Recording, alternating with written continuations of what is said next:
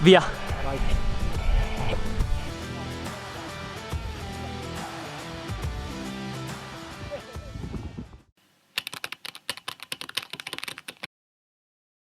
Qua siamo a 400 metri. Qui nello schermo non si vede, ma siamo a quota 3270 metri. Noi siamo partiti da qua. No, da qua, scusa. Sì? Infatti vedi che era da prima in qua e poi in là. Siamo partiti da qua, fatto così, e adesso è qua sopra a Tornova. Ok. Qua vedi appunto dov'è la sonda in tempo reale, qua vedi i dati.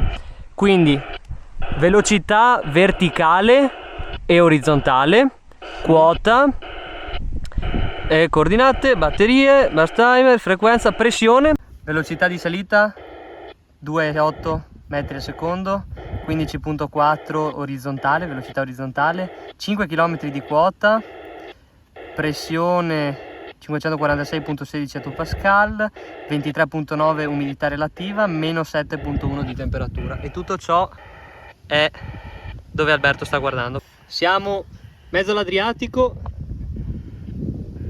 siamo a quanti metri? 10.252, 3,5 metri al secondo velocità verticale, 35,4 di orizzontale, che se non sbaglio, facendo un paio di conti veloci, sono 100-120 circa chilometri orari. 264 ettopascal di pressione, umidità 17,9%, temperatura meno 42,7. Siamo a casa, 18,06, 5 metri al secondo di salita, 2,4 velocità orizzontale, 22 km e mezzo di altezza, 39 ettopascal di pressione, 0,9 umidità relativa, meno 54 gradi. E siamo qua.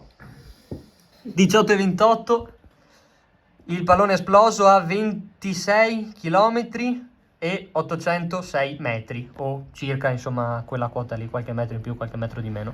Adesso stiamo atterrando, stiamo insomma scendendo, siamo a 15 km.